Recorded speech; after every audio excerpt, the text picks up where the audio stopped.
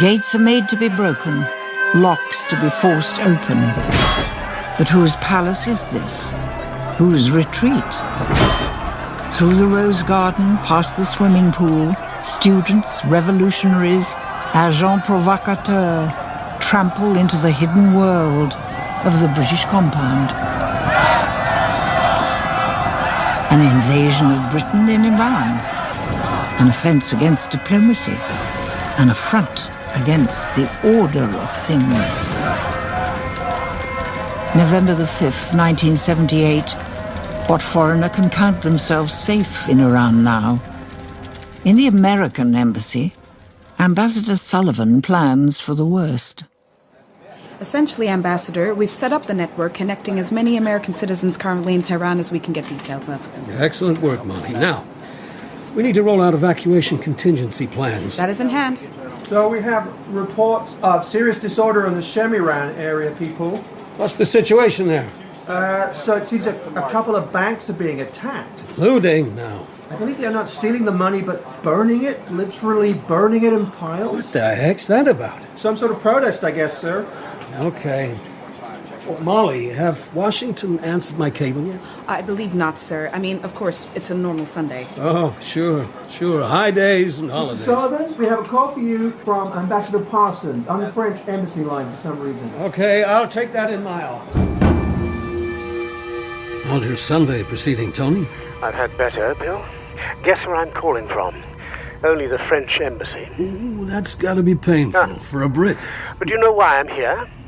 Our compound is literally in flames. Shocking. That's shocking, huh? How are your people? Well, apparently no one's hurt, which is a blessing. Bill, is this line secure? Sure. Absolutely. I am beginning to lose faith. I'm beginning to wonder if we're backing the wrong horse. Whether this whole thing's inoperable with His Highness in the saddle. What are you getting from London? London? They've not the first idea what's happening here. Too preoccupied with picketing gravediggers and inflation. I suspect the remarks of our Foreign Secretary about Khomeini being a fanatic may have set this whole shooting match off. Meanwhile, every mission's packing up and leaving town. Even Pakistan now. Japan, I heard. Israel will be next. Okay. Let's meet at Niavaran. I think he's out of touch and we can put him straight. He'll listen to us speaking with one voice. Maybe the whole liberalization approach is not delivering. You Americans have such a way with euphemism. So let's talk Turkey with him. Prayer meeting, 1 hour. Agreed. But my advice is get your plan B in order.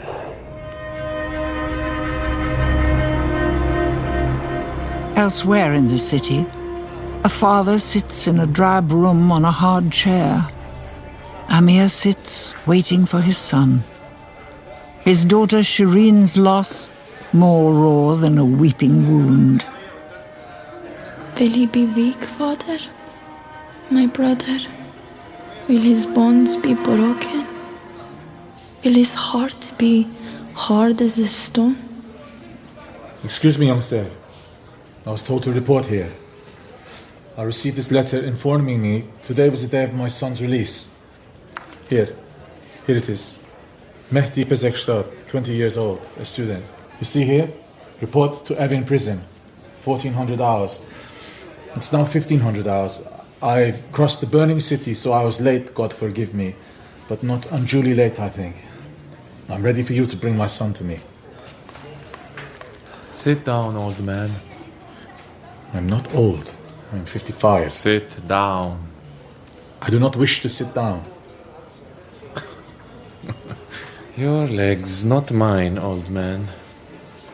Will his eyes look beyond you into their own distance? Will he remember how to laugh, how to smile?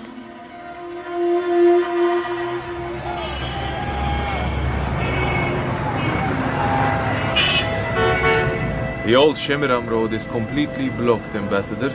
The shortcut to the Shah and Shah freeway barricaded. We have to sit tight here. Did we lose the police escort? I think we got cut off, sir. But they are mere ceremony. They are cowards. Besides, this Chrysler is armor-plated. These thugs will hurt themselves more than us. Here they come. Jeez. Must be 100 of those guys. We took off the diplomatic tags, right? Worry not, Ambassador. Here sits the man who saved your predecessor, Douglas MacArthur II, from certain death in this very car. I wish I found that as reassuring as you meant it to be. What in heck is happening here? Blow in your seat, sir. Take this! Flies on bad meat. Pimples on a dog's privates. Hey! Try not to hurt anybody! Let the sinner pay for their sin. Soldiers are scared, the generals are confused, the police are in hiding. This is no time for careful driving, Ambassador.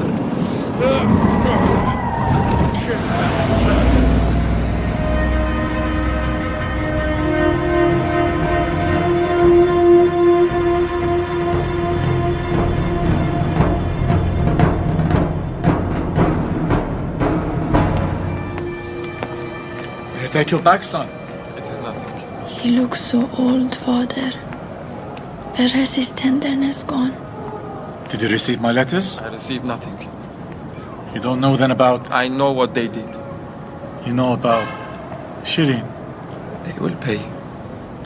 They will pay. For every crime they commit is remembered by God. Every deed and every crime. Soon my torturer will be in prison too. The great Nematullah Nasiri. In a warm cell, no doubt. But I will be out here! I am out here!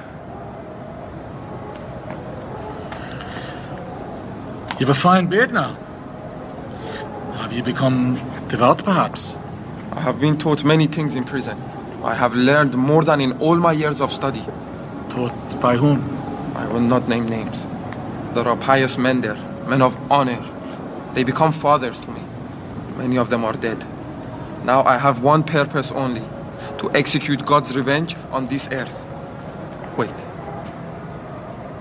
Let me breathe that air.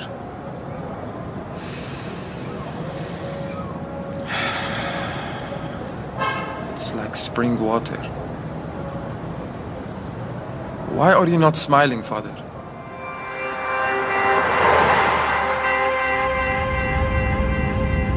This is strange sight. Very. Gate wide open. Where's the guard? Oh, nothing. Just, get out, I guess. Wait for me here. I will come with you, Ambassador. Give you cover. I was in the Normandy landings. This is a walk in the park. Literally.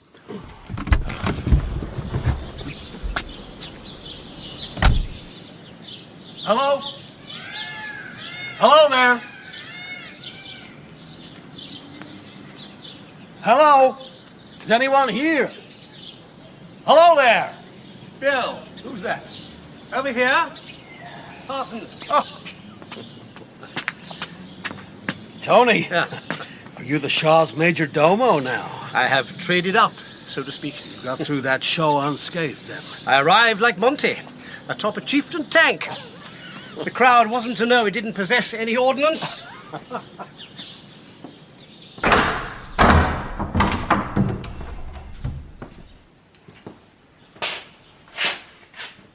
This place is deserted. Do we think the Shah left the stage? Pursued by a bear. One thinks of the Romanovs huddled in the cellars of the Winter Palace. Or the fall of Saigon? The world's a devilishly fragile place these days. Gentlemen, have you not been received? Your Highness, Shabanu, your palace is, deserted? Yeah, we are undertaking a staff review. I was just in the library, deep in a letter about the worrying state of the Aram gardens in Shiraz. They're exquisite.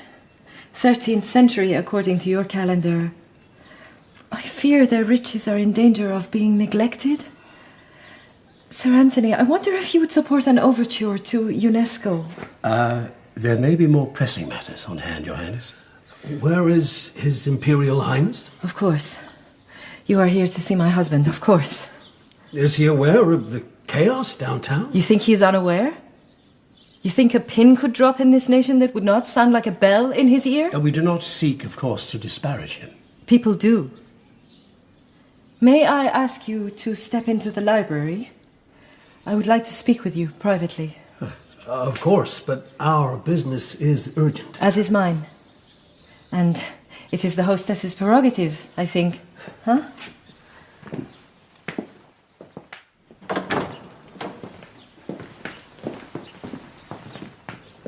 What I am about to tell you is in strict confidence.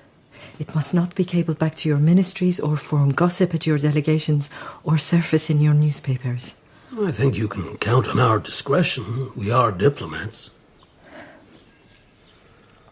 You will see a change in my husband, even since you last came. In his temper, in his disposition, in his health. He has seemed drawn, somewhat pale. You've noticed. No one must know, and you must never tell a soul I told you. We're talking grave illness? Terminal? I've said too much already. Now I have done. I can rely on your discretion. Let me take you to him.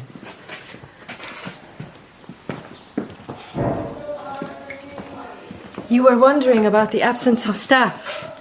As you can hear, an investigation is underway. There was an incident at breakfast. Of what nature?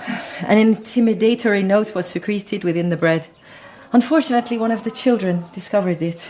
Distressing to think that such malice has now penetrated the palace itself. Yes, it is very distressing. Well, here we are. Darling, the ambassadors are here. I'll see if he's ready to meet with you.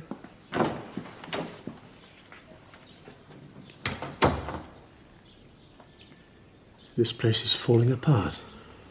Let's reserve judgment. If she was running the show, things might look a little brighter. Maybe that's the next step. Palace coup. Farah wears the imperial pantaloons. The city burns, and yet you gentlemen smile. Not at all, Your Highness. Mere bravado, sir. Whistling in the dark. That enviable Western sang-froid. Well, come through. Thank you, Farah. Goodbye, gentlemen, and God's blessing on you. In these times, our foreign friends mean a great deal to us. I trust your journeys were not too eventful. Hard to maintain diplomatic immunity when the world is sicker than a rabid dog. Your Highness, I have formally to report a breach of diplomatic conventions of real gravity. Ah, yes, the matter of your embassy. Regrettable. Yes, regrettable. Name your price for any repairs. Sir, that is not my point.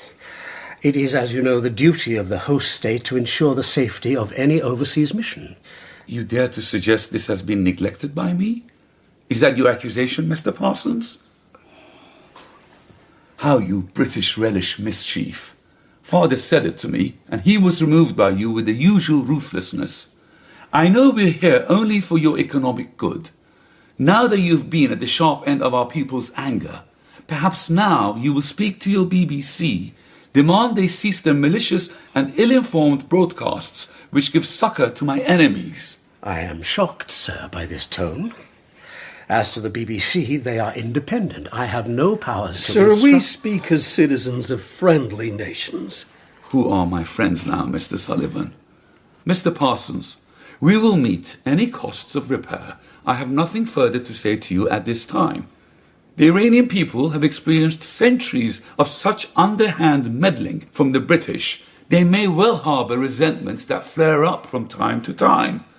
I do not justify it. I am delighted to hear that, sir. But until such time as you feel able to ensure the safety of my staff and mission on your soil, I cannot proceed on customary terms.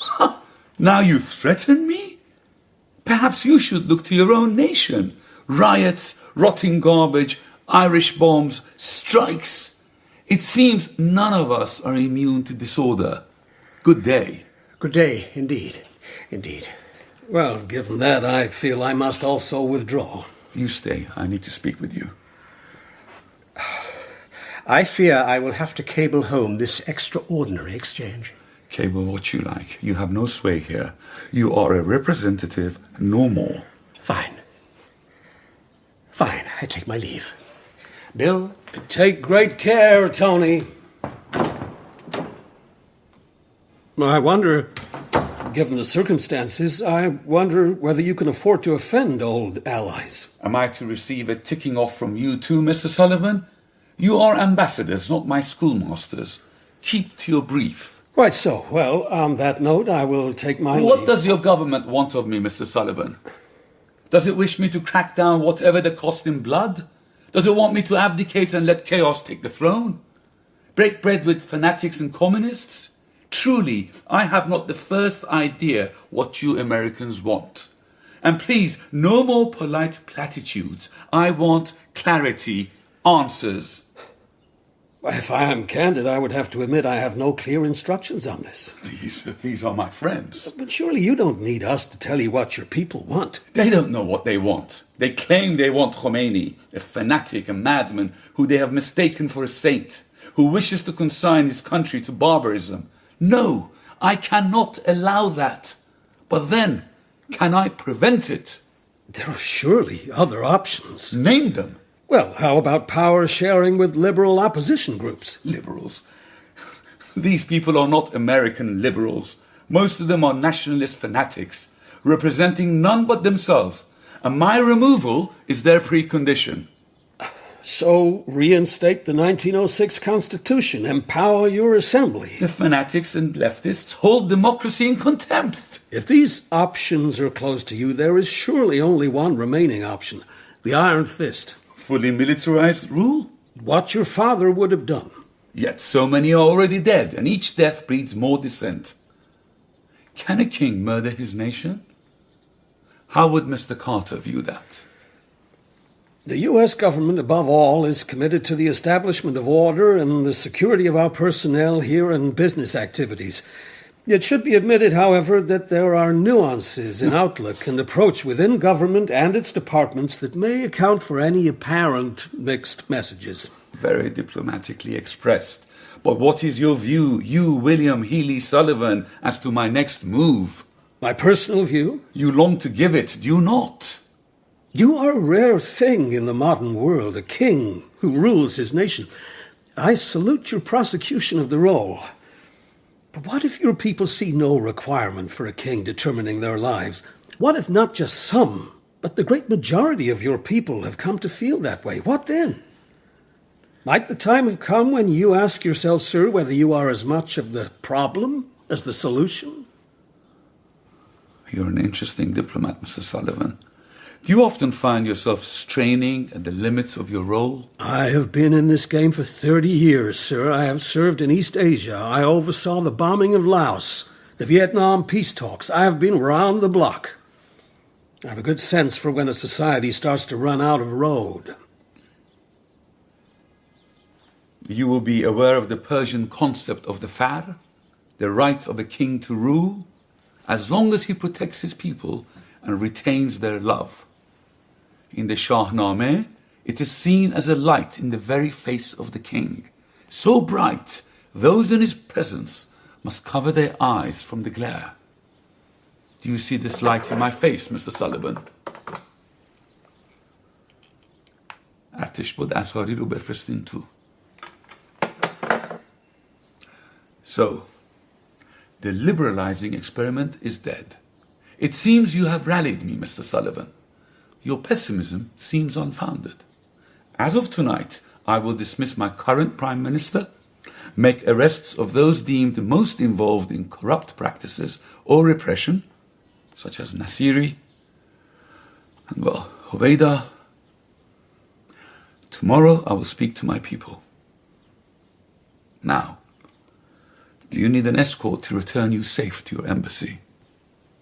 I do not, Your Majesty.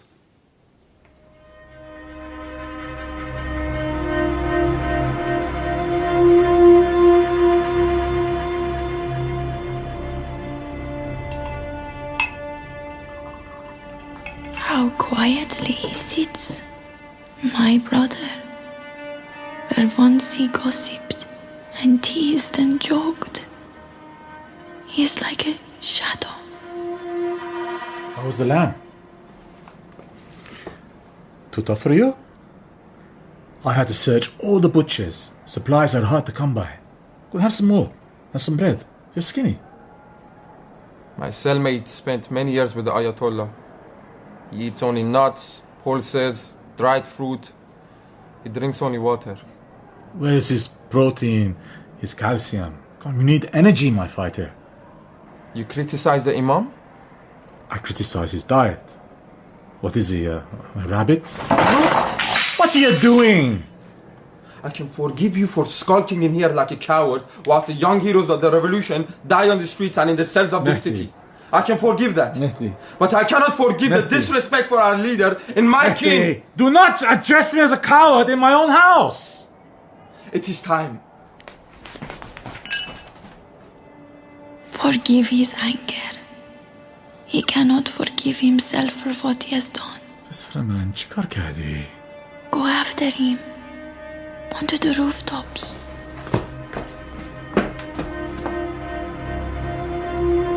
Every night they gather at 8:30, the designated time. Every night across every roof, at high windows, as the cold air bites and fog rolls down from the hills.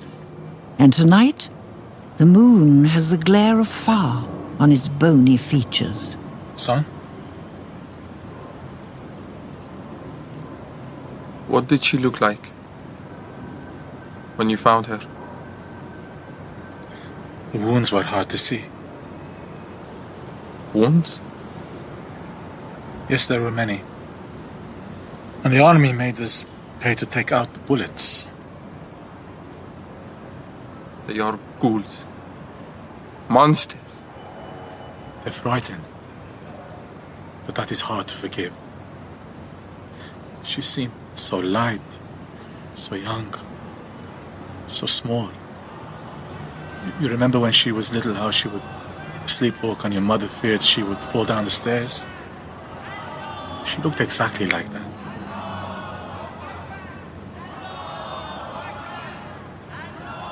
Why? Why do the words die in my throat? In prison, we would chant it and get beaten for it. And so we chanted it harder, harder. I dreamed of being part of this. A wave of sound, the whole nation in one voice, under the cold moon. We two are silent. May we just listen tonight? I'm sure the Ayatollah, who is a man of God, will forgive us for not obeying his injunction for this one night. And I have a family again. I'm not happy, but I am happier than when I woke up this morning. Hold him. Gather his raw bones and toss his skin into your arms.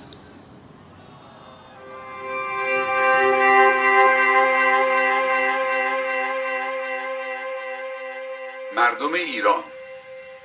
Today I announced a new start for our country. In the climate of liberalization which began gradually 2 years ago, you arose against oppression and corruption. The revolution of the Iranian people cannot fail to have my support as the monarch of Iran and as an Iranian. The Shah's drawn, handsome face, angular, fine in feature as a hawk. His rich, deep intonation surely can bring calm to a nation on fire. Look, he's alive. He's well. Although that might be the makeup, the lighting.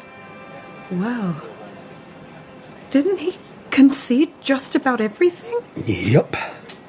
Meanwhile, announcing a military government. It doesn't make any sense. This is the man. Fist in velvet glove, punches pulled.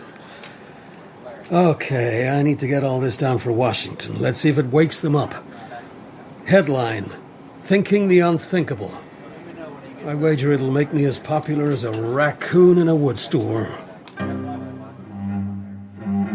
Yet another face bears a different aspect. Khomeini. Features set in stone, implacable. the brow dark in a determined frown, eyes free from flickering doubt. This is the face the people see in their dreams, like a father returning to set things right. A face so bright, you shield your eyes before looking into its terrible light.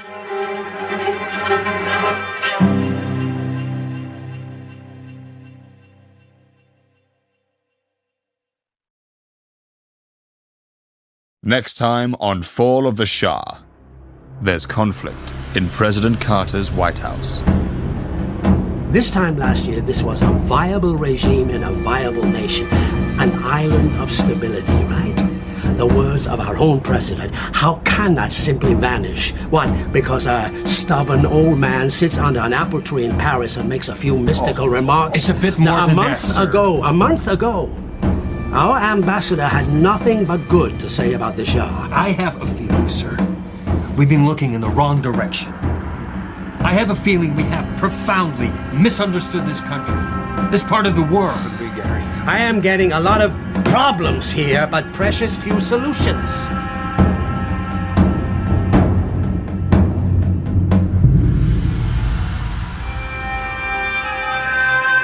Fall of the Shah is a BBC World Service podcast written by Steve Waters. In episode 4, William Sullivan was played by Tony Turner, Tony Parsons by Sam Dale, The Shah by Bijan Danishmand, and Farah by Natalie Armini.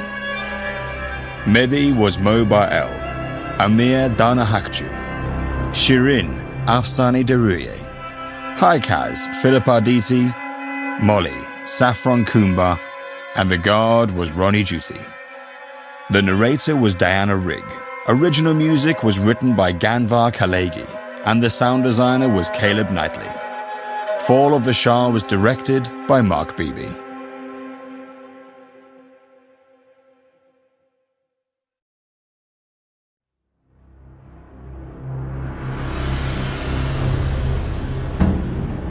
From the BBC World Service, Fall of the Shah, Episode 5, A Passion Play.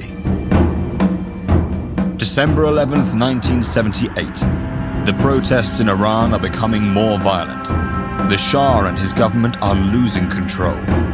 In Washington, President Carter's advisors fight over what to do.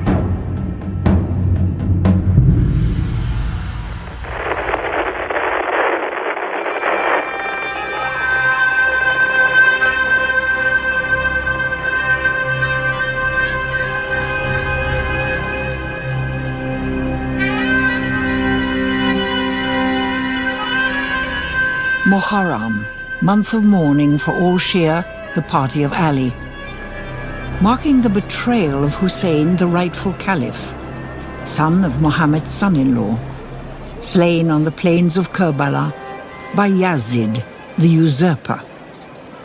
Today, on the 10th day, Ashura, this crime seems only yesterday. The righteous beat their breasts, weep tears of rage and grief. And Khomeini speaks. Unite, rise, and sacrifice your blood.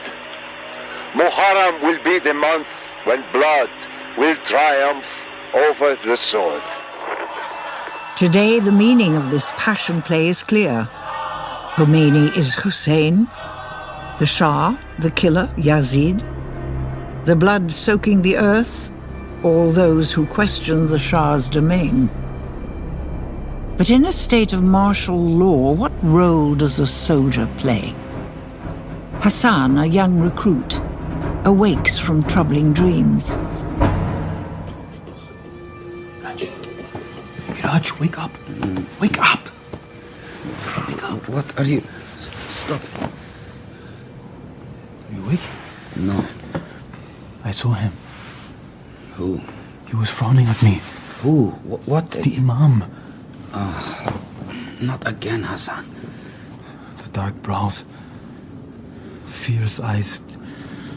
I woke up in tears. Listen, you need to stop this. He asked me my decision. He asked me what I was going to do today. Whatever you do today will not be your decision. But your superior's decision. I can't fire on my brothers. Look, who says they'll be shooting? I dreamed Hussein, peace be upon him, was on the ground, wet with his blood. And I was his killer. Now look, shut up or you'll get a bullet in your skull like the other deserting scum. The army is your mother. The army puts meat in your belly, so forget these dreams. Don't make me have to report my own cousin for sedition.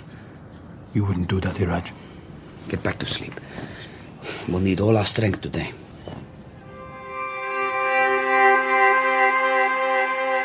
In a Tehran apartment, Amir, father of Shireen killed in an act of protest, wakes to see his son charged with a new fervor. Nothing I say seems likely to stop you. Why not join me then? I can't take all that wailing seriously. You always lacked faith. Infected with West toxification. That's an ugly word. You're better than that. Swapping cold science for real feeling. Thinking the modern way is the Western way. Yes. You used to laugh at the zealots. I used to do a lot of stupid things. Most of it to please you.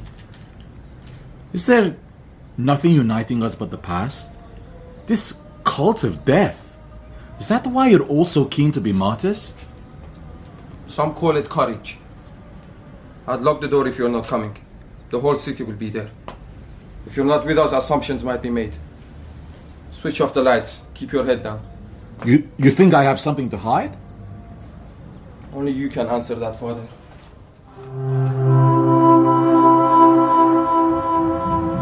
In Washington, it's still the previous day. The White House winding down for the coming holiday. But a trusted aide on the National Security Council is not ready to kick back. Gary Sick is set on confronting his boss, Zbigniew Brzezinski.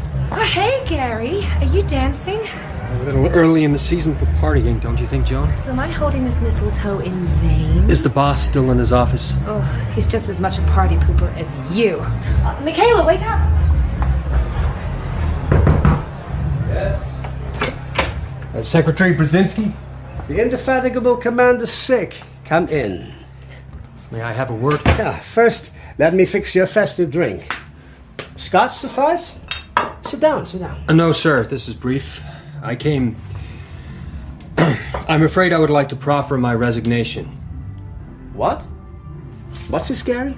I cannot, in all honesty, proceed at the Iran desk, giving the impasse and... Well, I've penned a letter here outlining my position. I take it this is some kind of cracker joke? I have never been more serious. Sir, right now on the streets of Tehran, we are getting reports that 1 million people are gathering. The Shah has no idea how to react. We're in direct conflict with our ambassador, and each time I set foot in the State Department, room temperature drops to sub-zero. One of our key allies is in the sick bay, and we have nothing to offer but mixed messages. I cannot, in all conscience, continue at my post in these circumstances.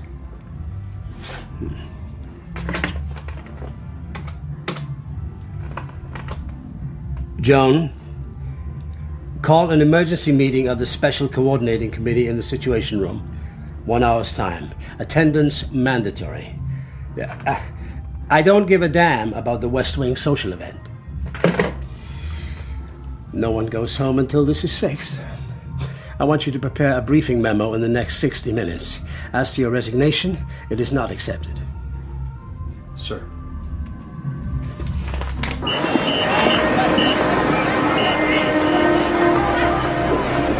A nation empties itself onto the street. A sea of people filling each inch of ground. Young, old, poor, wealthy, pious, secular, male, female. Brothers and sisters, today retain your dignity at all times. Do not lay a violent hand on person or property. Do not chant callow slogans or wave flags. Let us show our calm resolve. Let us show we are one people calling for a new nation. A just, godly nation. 6,000 miles away in a windowless room, another nation considers its options. The president's team faces down the State Department in the form of its deputy. Warren Christopher. Apologies for the late hour, gentlemen. We will leave here even later, I fear, Warren. Some of us were tucking into a very fine meatloaf, Zvig. The charm of the meatloaf has eluded me during my many years in this country. Joan will be taking minutes. The President hopes to drop by after a pressing social obligation. My aide, Commander Sick, has distributed a brief but pithy position paper. Gary, can you summarize your comments? Well, I've outlined my thoughts here.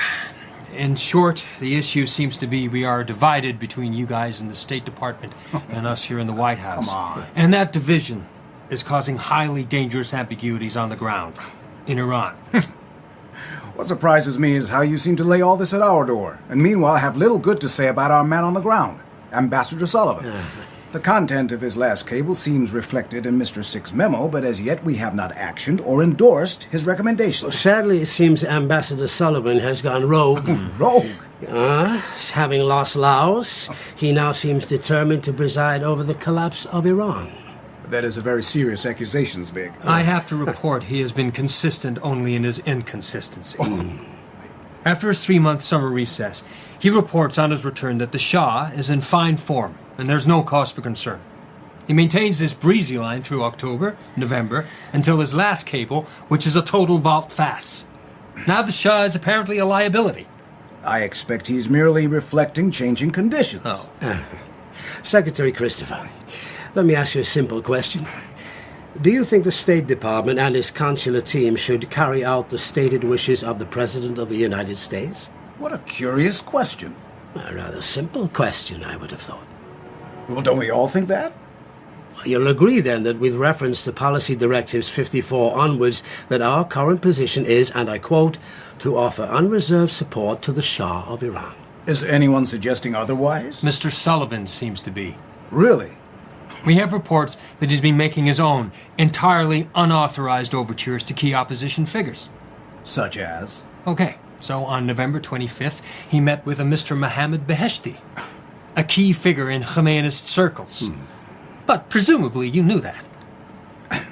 I don't think I was aware of that, but I imagine, if it's true, it was a tentative intelligence-gathering endeavor. We think that's how the Shah would view it?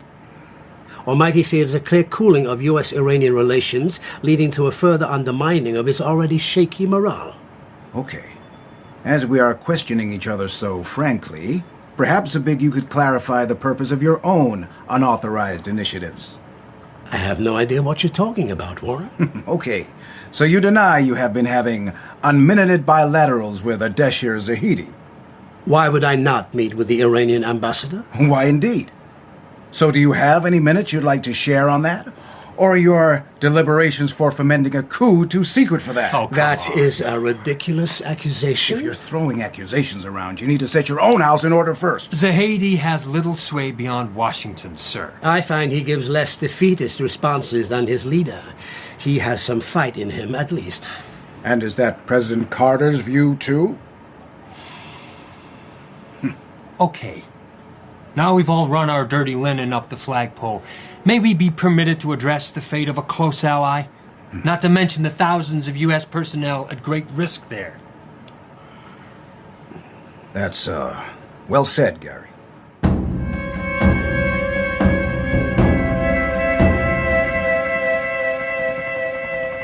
All of Tehran marches in silence, as if the dead rose again. They look like ghosts. That's deliberate. They're trying to frighten us. White shrouds. Look at their faces, completely blank. Why are they so quiet? So they don't give anything away. What are we doing here? In front of an American bank, guarding the rich. We're securing critical infrastructure.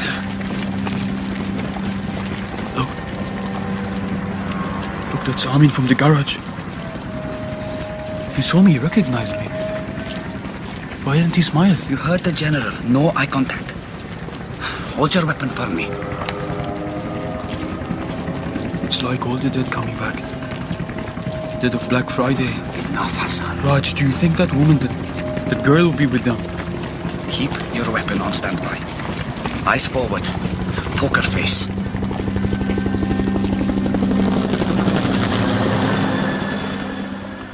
Okay, so these are our options. 1, we dilute our support for the Shah, encourage him to form a regency council and bring in the so-called moderate opposition and hope for the best. 2, we abandon the Shah altogether, take a risk on a bunch of communists and religious zealots, forming a republic with likely extreme loss of life to our personnel, loss of influence, and a destabilized region. Or 3, we make a meaningful and timely intervention to secure the Shah as is. Meaning what, exactly? Ambassador Zaidi, like him or not, believes we are being too hands-off. He speaks from experience. His father, as you may know, was pivotal to the installation of the Shah in 1953. As you also know, U.S. military and security personnel played their part in that event. Why not call it what it was, Zabig? A coup. Which we are still mistrusted for to this day, sir. Call it a coup if you wish. But given we would be offering, well, encouragement to the Shah's very considerable military forces to defend their leader, I see it more as bolstering a troubled ally. And how did that work out in Vietnam? The situation is not comparable, and I refuse to paralyze the U.S. governance on the world stage out of deference to whatever mistakes we made in Southeast Asia. And by the way, in Russia, Brezhnev is watching us. His people are minutes away from stepping into the power vacuum, siphoning off oil revenue and blocking our access to the Gulf. The stakes could not be higher. And I think sending a strong military signal is merely making good on our stated support of the Shah and the region. How many people do you say are on the streets today, Gary? We're getting predictions of 1 million, even 2 million in some quarters. The entire southern section of the city is in their hands. The troops seem to have stepped back. And this is out of a population of how many? In Tehran? In the area of 5 million, I guess. Excluding the old and the very young. Yes, and the army itself, which is about 500,000 men. This is an entire nation on the march, outnumbering the army 4-1. These numbers are mere estimates. Even if our plans made any sense, how do you put that particular genie back in the bottle? The math does not add up. The Shah has lost his legitimacy, and he won't get it back with American bullets. I regret to say, sir, I have to agree with Deputy Secretary Christopher on this one. You do? Sir, this is an unprecedented event in history. These numbers leave Moscow 1917 in the shade. Even Paris 1789. This may no longer be a military scenario, I do not accept such fatalism. Zahidi suggests there are no more than 10,000 key activists. The rest are going along with the mosque or the street. The Shah's military government is a standing joke. I come from a region of revolutions, and not one of them was inevitable. To suppress such a movement would require hideous violence. You surely see that. Not only that, we hear the morale in the army is at breaking point. I am getting a lot of problems here, but precious few solutions. This time last year, this was a viable regime in a viable nation. An island of stability, right? The words of our own president. How can that simply vanish? What, because a stubborn old man sits under an apple tree in Paris and makes a few mystical remarks? It's a bit more than that, sir. A month ago, our ambassador had nothing but good to say about the Shah. He has delivered unprecedented growth and modernization, and now we are to understand none of that means anything? Because of what, an Islamic holiday? I have a feeling, sir, we've been looking in the wrong direction. I have a feeling we have profoundly misunderstood this country, this part of the world. Could be, Gary. I consider this outcome to be the result of the worst intelligence failure in the United States' recent history. Thank you, gentlemen, but precisely what do you recommend we do about it? I have never in my life seen so many people following each other like dogs on heat. I think it's magnificent to see. Dignity, discipline. Wait until nightfall. This is a prelude to chaos. Brothers, Stay back! how does it feel to stand against your nation? To see your mothers and sisters and brothers and fathers pass by as one, and you to look on as their enemy? Don't listen to him. Don't acknowledge him. He speaks my thoughts. We are not enemies. We are Iranians. All of us. We are Shia. We are Tehranis. What keeps you there and us here? The Shah? Do you see him here? He is hiding, friends. He is hiding and he has sent you to defend him. Does Imam Khomeini hide? He is watching you. He sees you now. Yes. Yes, this is right. Keep quiet. Did I hear you say yes, brother? Yes, I have seen him. I have seen his face. Shut up, both of you. You want to join us? I see it in your face. Come. Come and join us. Brothers and sisters, welcome him. Stay where you are. Do not come any closer. Hassan, what are you doing? Hassan, don't make me have to shoot you. I resign my commission. Right here, I resign my commission. Brother, come back. Come back here. I have orders to shoot any deserter without compunction. Join him. There's room for both of you. We are millions. No. You just shut up. You just shut right up. Lower your weapon. You are putting me in an impossible situation. You keep back. You all keep back. Don't hurt him, friends. He is simply afraid. Let us move on. Each soldier who joins our number accounts for a platoon. Come on, man. This feels so good. I can't tell you how good it feels. You traitor. You traitor. Look at you. Burning up our precious stocks of midnight oil? No, don't get up. How was your evening, Mr. President? Good. A fundraiser. The JFK Opera House. So, how are we fixed with Iran, gentlemen? Well, I think we've discounted direct military intervention. I accept that now may not be the moment. Hard to imagine the right moment. There's a headwind in favor of encouraging the Shah to share government with key oppositional liberals such as Karim Senjabi, Shapur Bakhtiar. They are old men, all of them, spent their lives dreaming of power in exile or jail. They have no popular base. Khomeini will eat them for breakfast. If the liberals have our support, if the army are in place, if Khomeini acknowledges he is a mere figurehead... That is an awful lot of ifs. What do we think Mr. Khomeini wants? What do fanatics ever want? Total control of the state, even of the souls of his people, achieved by means of a bloodbath. A medieval society. I don't see evidence for that. Yeah. Nor does Ambassador Sullivan, who describes him as a sort of Gandhi, a symbol, a scholar who will return to his books when he's allowed home and the Shah is gone. What we're essentially saying is, we don't know this guy at all. Have any of our people ever met with him? I advise strongly against that.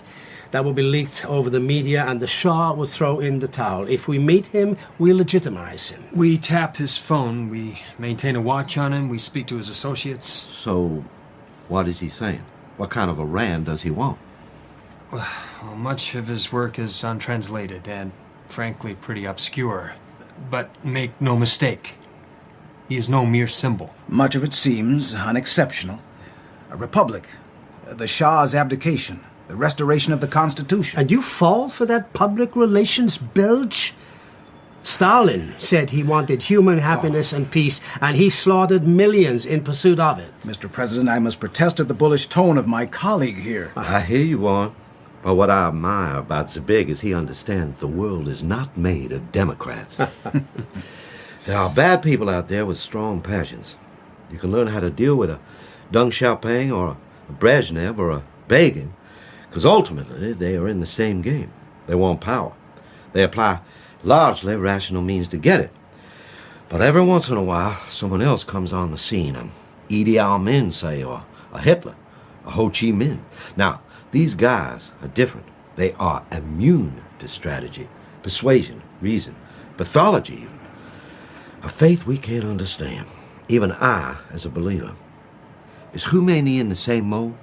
If so, all bets are off. The mistake we are making is to think of this as chess. Our opponent is a hurricane, sweeping everything familiar from the scene. You can't stop a hurricane, only limit the damage. If I was the Shah, what would I be thinking? If I can make it to the new year, to elections, by bringing in, say, Bakhtiar, even in time allowing Khomeini back, pardoning him, if I can exhibit true restraint and humility, maybe, just maybe, reason will prevail. Mr. President, Well, I look at our cannot... country. Look at the late 60s. Assassinations, riots, disorder. One way or another, through concessions, adaptations, we rode it out, didn't we? This is not the time to walk away from our ally. This is a time to send the clearest signal we have that he has our support. And that clarity, gentlemen, starts here. We speak with one voice. And if our ambassador doesn't like it that way, we recall him. Now look, it's late. Nothing can be achieved in the wee small hours. Go home to your families, and in the morning, I would like to schedule a telephone conversation with the Shah. And let's pray to whatever gods we have recourse to that his regime prevails. Amen. Amen. Amen.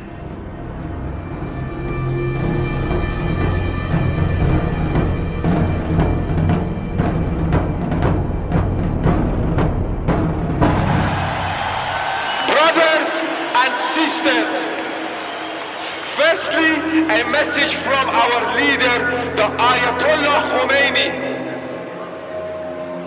He says, today is a referendum on the Shah's rule. The people have spoken. He must go.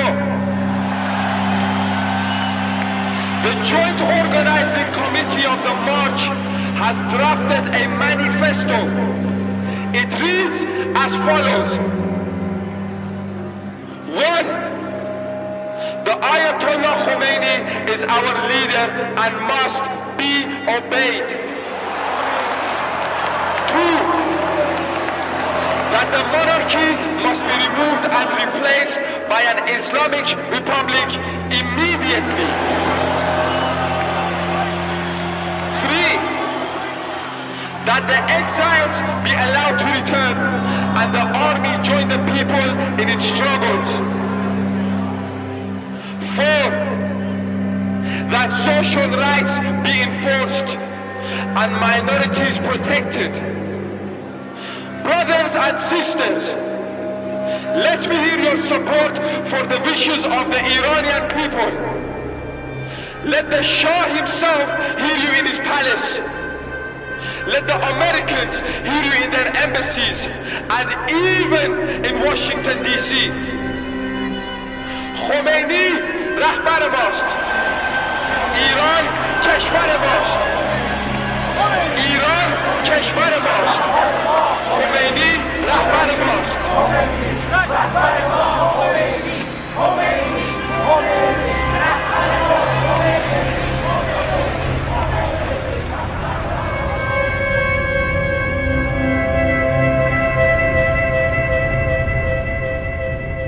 The Shah sees the crowds disperse and the city obey his writ. Perhaps the coming year will see these strange passions spent. Sense will return, oil will flow. Time's arrow will point forward, not back.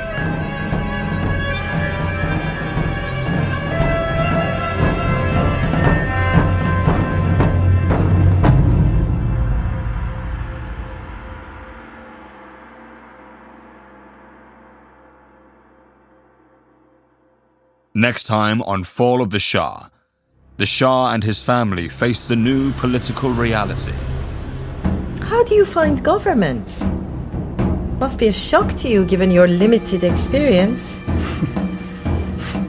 I don't pretend it is an easy thing for me.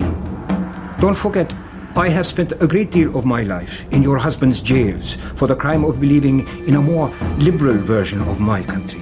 And how is your standing with the Ayatollah Khomeini? You think he'll tolerate any competition for power? At least here we might be able to moderate his excesses a little. Certainly temper his rhetoric. He will eat you alive.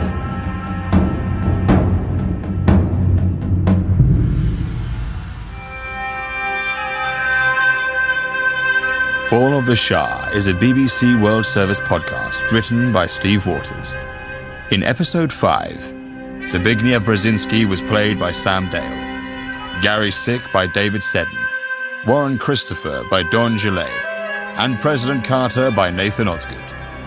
Amir was Dana Hakju, Mehdi Moba El, Shirin Afsane Daruriye, Hassan Amir El Mazri, Iraj Ashley Kumar, the Ayatollah Khomeini, Selva Rasalingam, and Joan was Alexandra Konstantinidi. The narrator was Diana Rigg.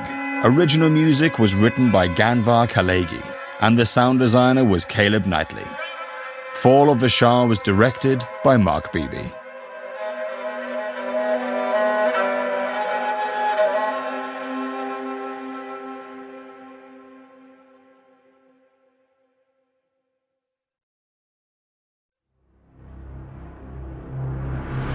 From the BBC World Service, Fall of the Shah, Episode 6, Shah Raft. January 16th, 1979. The revolution takes a step forward. Sharpur Bakhtiar, a liberal and former prisoner of the Shah, is appointed the new Prime Minister. But he has one condition, that the Shah leaves Iran.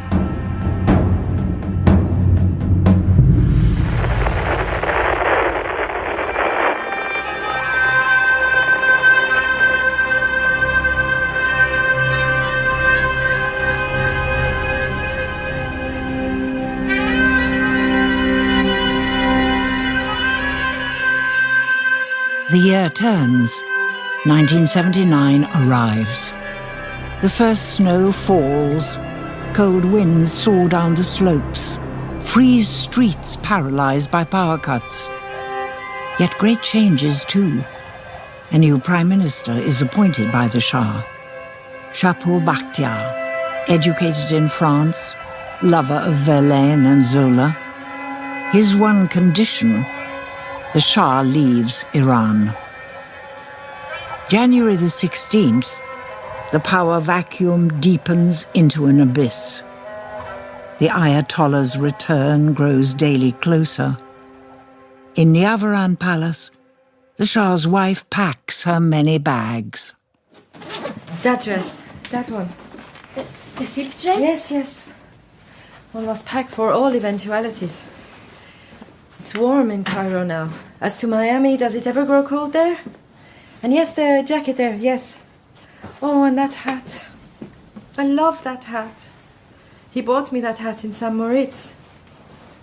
Yeah, leave the rest of it, all of it. Leave it as it is. What of all these other things, Your Highness? They can feed the moths. Today we travel light. That's it, that's enough. But, Your Highness, what about the paintings, the carpets, the furniture? Where will we put them? One plane out of the city is all we are granted. Besides, I don't want them to say we pilfered the nation's treasures. And anyway, what is this place to us now? My lady, it's your home. Your rightful home. It's no better than a prison cell. I never venture out. Our little ones are gone. The silence is... oh, unbearable. Rooms upon rooms where no laughter is heard. Banquet halls where we dine alone.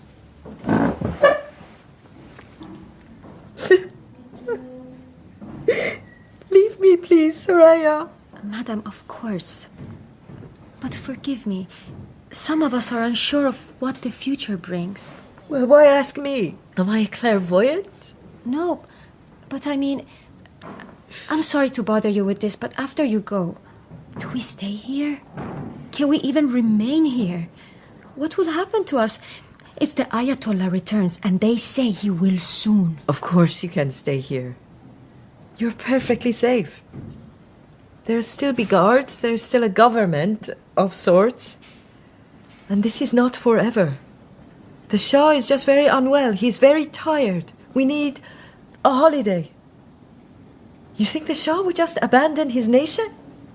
We heard this Bakhtiar insists he go. Until things become stable again. Until such time. Then we will return, the entire family, the entire dynasty. We will return and there will be such a party and such laughter and celebration. Yes? Yes, who is it? The Shah is not at liberty to see anyone. Bonjour. Your Highness. Mr. Bakhtiar, suddenly so punctilious about ceremony? I hope I have always observed such refinement. Well, as you can see, we are obeying your instructions, packing our bags. These exigences are forced upon us by circumstance. You are a master of euphemism, not to mention ridiculous French phrase-making. I find its elegance hard to resist. Now, is the Shah able to receive me? Am I not sufficient to your needs? Absolument, but formally I need his blessing to go before the Assembly and seek their mandate. How do you find government? Must be a shock to you, given your limited experience. I don't pretend it is an easy thing for me. Don't forget, I have spent a great deal of my life in your husband's jails for the crime of believing in a more liberal version of my country. I wish you luck with it. It was my foolish idea to approach you, as you know. I retain my faith, madame, in the people. What do you know of the people? A little more than your husband does, I suspect. And how is your standing with the Ayatollah Khomeini? You think he'll tolerate any competition for power? At least here we might be able to moderate his excesses a little. Certainly temper his rhetoric. He will eat you alive. I won't detain you. I will join you at the airport with whatever transpires in Parliament.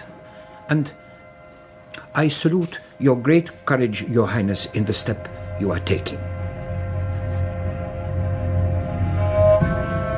Where is the Shah? No one knows. The cases are all packed and sealed. The helicopter waits on its pad. The servants gather in knots, in tears.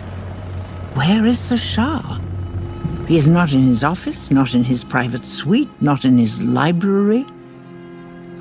Can that be him? That figure hunched over the hard earth in the palace grounds, as if digging his own grave? Darling? What are you doing? We were looking for you. We were worried. Everything's ready to go. We want to leave before darkness falls. The ground's become very hard. Frost is bitter today. Topsoil is thin. I don't want that. No better than dust. You see? Below it becomes clayey, silty. I suppose that is what gets washed down from the mountain. Can you take the lid off this for me? Your hands are so cold. Oh, your fingers are bleeding. I couldn't find a spade, so I had to improvise. I can't pack a nation. I can't pack the shrines of Mashhad, our boathouse on the Caspian, or here in miniature is my country. It may suffice. We will return. We can stay now if you wish. 2,000 years of kings in this land.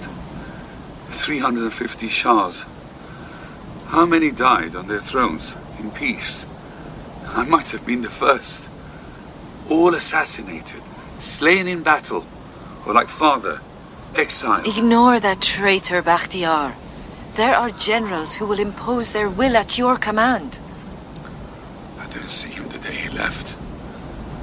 Too busy being proclaimed his successor. The British again. The Russians. He couldn't be tolerated, and now his son, barely a man in his stead. The palace terrified me. The silence. To walk into his room, to lay my papers on his desk. His chair still warm with his heat. His last words to me were by telegram. Your Majesty, never fear anything. Good advice, which you have heeded all your life. Your Highness, we lost you. The helicopter is ready. If we do not leave now, the flight will be delayed. Yes. Yes, I am ready. We are ready to leave. Now. My darling?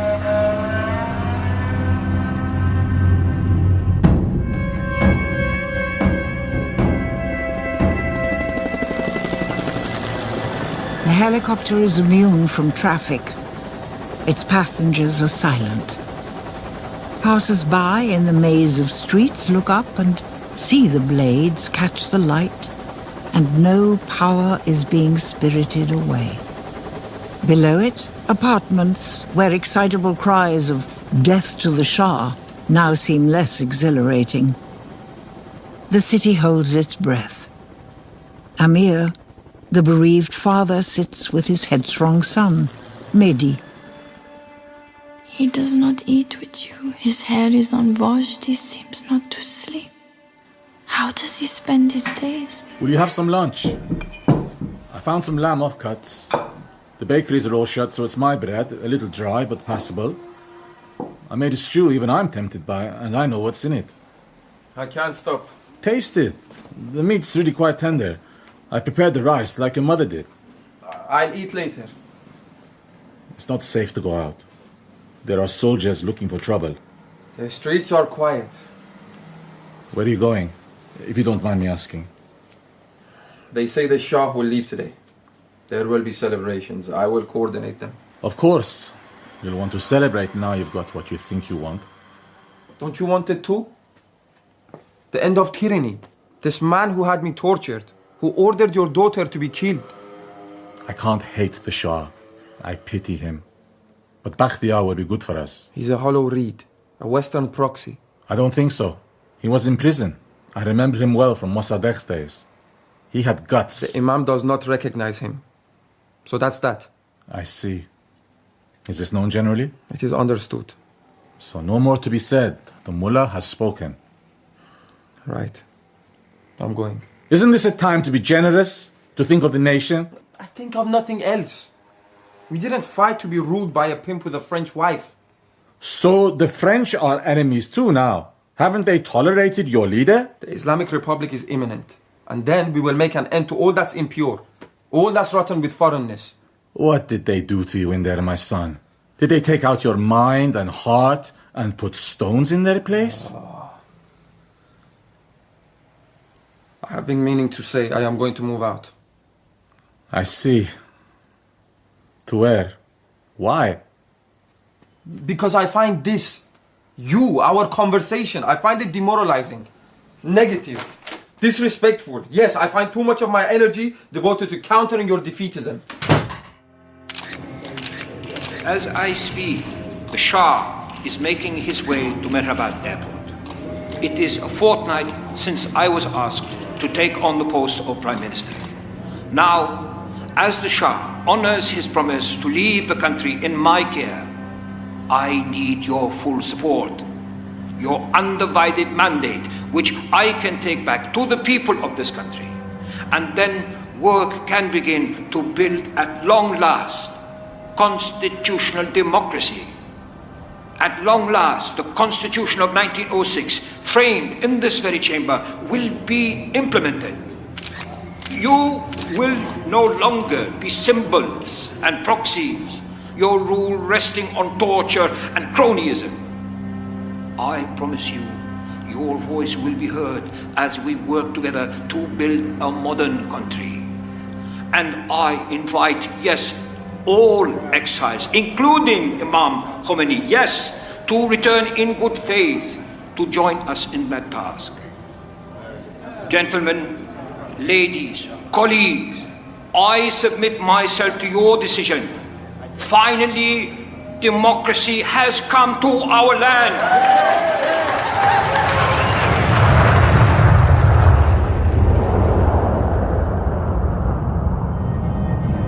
Whatever the parliament declares, new facts on the ground emerge. Slowly, stealthily, the Islamic Republic germinates in a myriad of committees. Little Soviets, cliques and claques, the moles and weevils of revolution upping the ante, preparing for the Imam's return. The Shah and entourage wait at the airport's imperial pavilion with a shocking lack of ceremony.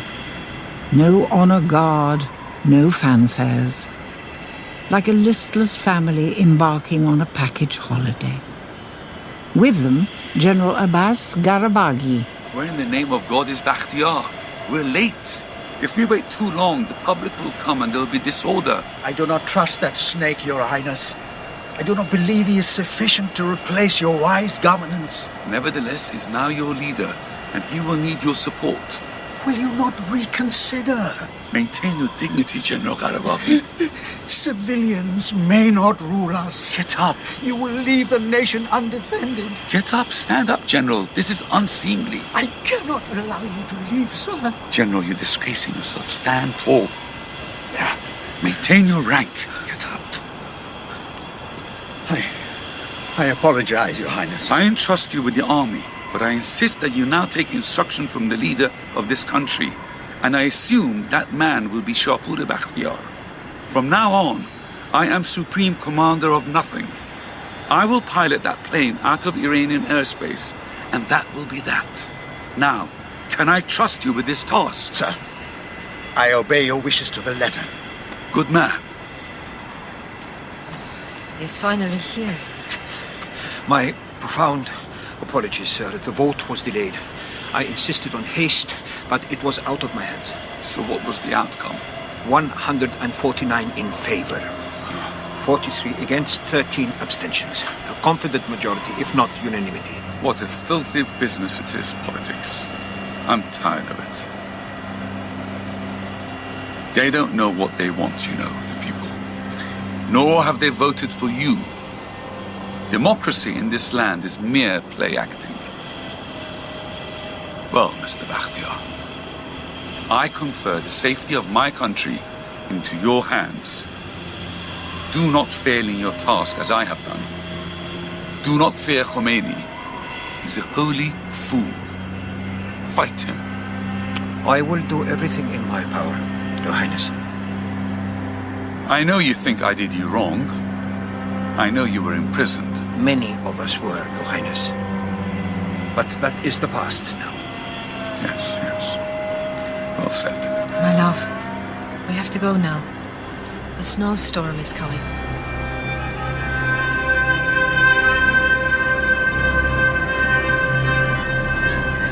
Can that be the Shah and his entourage? That huddle of people scurrying, heads down, into the biting wind, bundled up the stairway into the 707? The Shah demands a halt and withdraws from his pocket a slim Quran and holds it aloft as he and Farah pass beneath, out of history, into the body of the plane.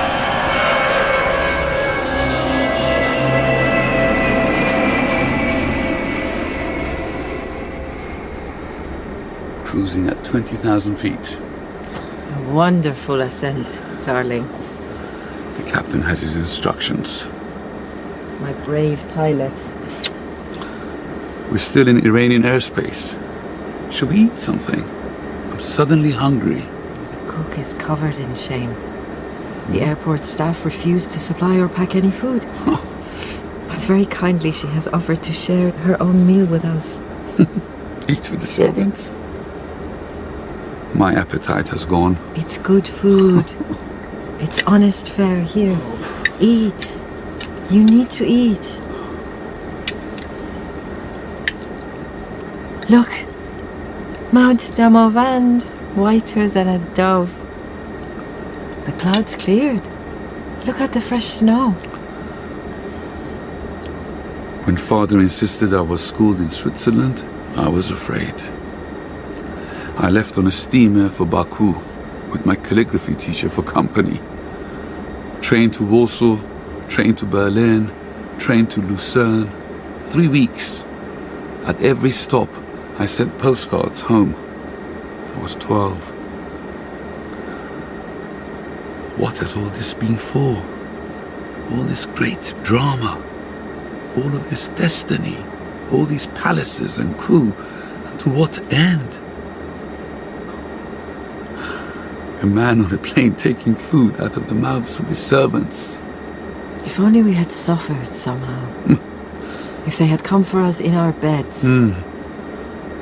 What did we do wrong, exactly? Huh? Where did all that love go to? Now let us see what the world wants of us.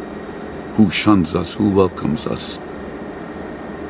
Our son will return and restore the line of kings. Written in gold in a crystal sky. Good deeds will live, all else will die. Ah, the great Hafez. Our great poet, Hafez.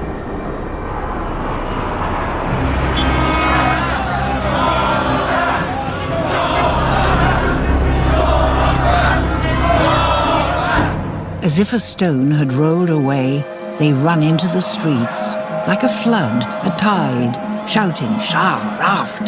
The Shah is gone.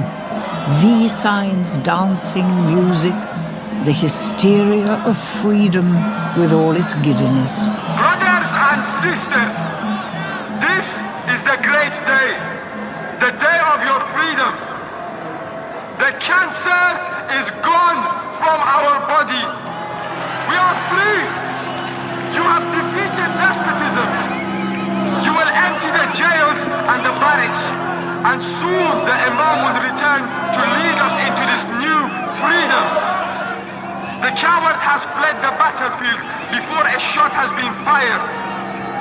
Now do not accept the Shah's puppet Bakhtiar. No half measures now. Forward! Forward!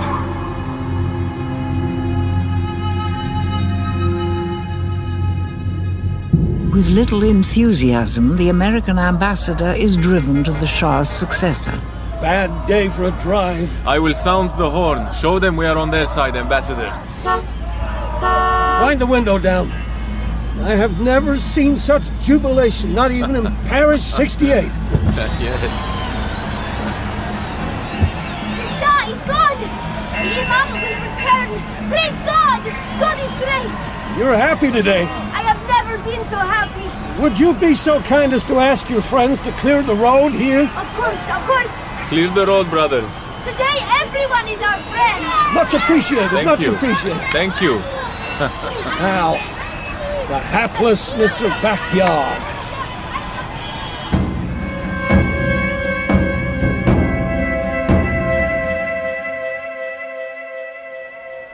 I wish I could claim all this clamor for myself. It is wild out there, but jubilant too. Let's hope it can be contained. Well, thank you for persisting in meeting with me. Clearly, we in the United States consider that you offer, well, the best possible future for Iran. So, I have your country's support in this. Do you doubt it?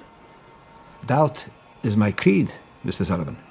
I am not deceived as to the, fragility of my regime.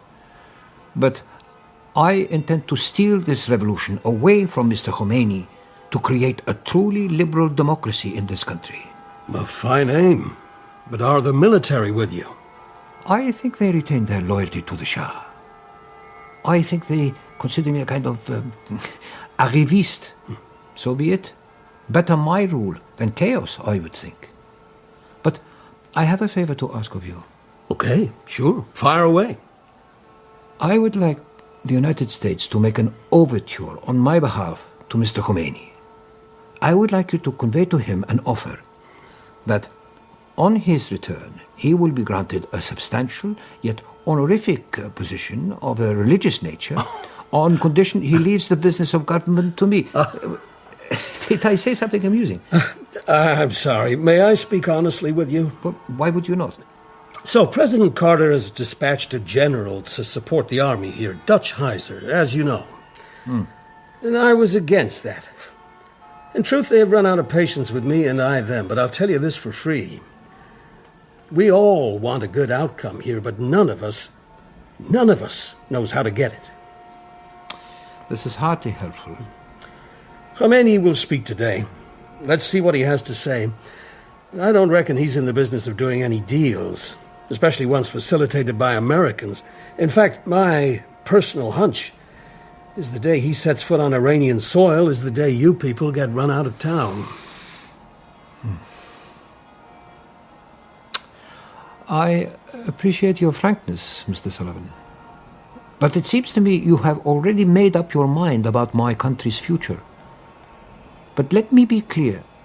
Despite what you think, I am no fig leaf. I will be Prime Minister of this country until I am removed from the road by force. Good day to you, sir. Oh. I hope I didn't give offense. These days, I guess I'm out of the habit of, well, diplomacy. Au contraire. It is useful to know who one can count on in these extraordinary times.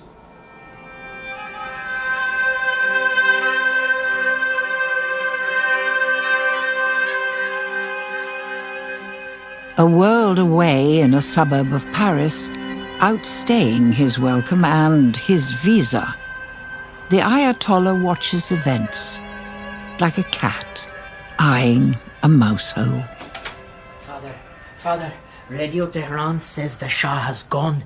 The Shah has left the country. The city is going wild. The Shah has gone. The Shah is gone. Isn't it wonderful? What other news is there? What other news? This is not news. This is mere gossip. Is Bakhtiar gone yet? He is voted in as leader. Then, my son, the Shah is not gone. Where lies power? In the mandate of assemblies? In the might of an army?